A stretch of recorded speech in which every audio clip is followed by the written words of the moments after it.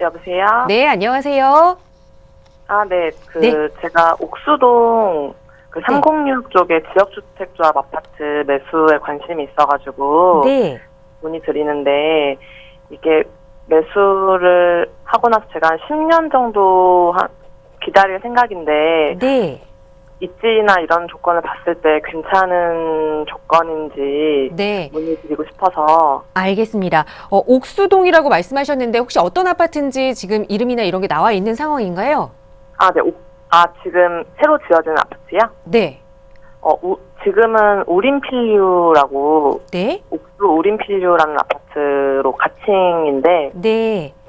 네. 알겠습니다. 이거를 지금 지역주택조합인데 10년 멀리 좀 내다보고 매수를 해도 괜찮을지 옥수동의 유림필류 아파트 한번 살펴보도록 할게요. 대표님과 인사 먼저 나눠보세요. 네, 안녕하세요.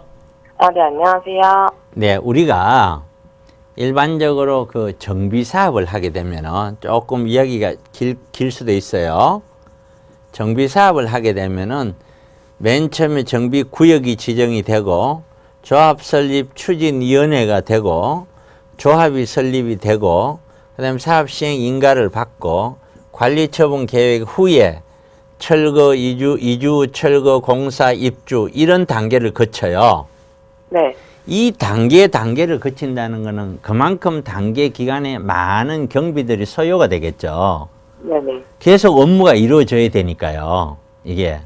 그런데 지역주택조합이라고 하는 거는 여기에서 추진위원회 단계가 아니라 바로 조합 단계로 들어가요. 네. 그렇기 때문에 정비구역 지정회가 추진위 단계 이때 들어가는 비용이 사라지는 거예요. 네. 그러니까 분양가를 그만큼 낮게 할 수 있죠. 네. 그래서 장점이 뭐냐면은 장점은 분양가가 좀 낮다. 이게 장점이 되는 거예요.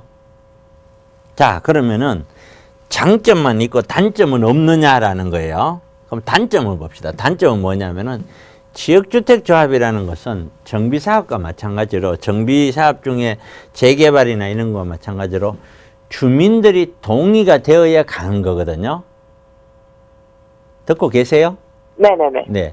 재개발은 전체 숫자의 조합 설립하기 위해서는 몇 퍼센트 구역지 조합 거기에 있는 주민들이 일정한 비율 동의만 되면 이거는 진행이 되는데 지역주택조합은 거기에 있는 토지 확보가 95% 정도 돼야 돼요. 토지 네. 확보가 95% 안 되면은 사업 진행 자체가 안 돼요. 네. 그러니까 지금 어떤 질문을 하셨냐면은 10년 정도까지 길게 보고 가려고 하는데 어떠세요? 라고 나한테 물었잖아요. 네네. 그러면 본인은 10년 정도에 본다는 거는 10년 후에 입주한다는 얘기잖아요. 본인이 네. 예상에. 네. 10년 정도에 입주를 하려면은 지금 좀 늦어도 5년 정도 안에는 이 사업이 본격화돼서 건물이 거의 부서지는 단계까지 거의 가야 돼요. 그러면은 왜냐면 건물 짓는 것만 꼬박 3년 잡아야 되잖아요. 네. 뚝딱뚝딱 대충 질 수는 없잖아요. 이게 뭐 네. 조금 하는 연립도 아니고. 그러면 결국에는 그 말씀은 뭐냐면은 지역주택조합의 토지 매입이 앞으로 5년 안에는 가능한다. 이런 전제 조건이 따라야 되는 거예요. 네. 그럼 만약에 이게 한 80%, 90% 선에서 안 된다. 그럼 이건 안 되는 거예요. 그게 10년이 아니라 15년, 20년, 30년이 될 수도 있는 거예요. 네. 그러니까 그게 이제 불리한 점이야. 분양가가 낮다는 거는 좋은 점이에요. 나쁜 점은 기간이 솔직히 얼마 걸릴지 모른다예요. 그 다음에 두 번째 문제가 또 뭐냐면은 여기에 조합으로 들어가게 되면은 이 조합원 자격이 있잖아요. 그죠? 네. 조합원 자격은 무주택자이거나 네.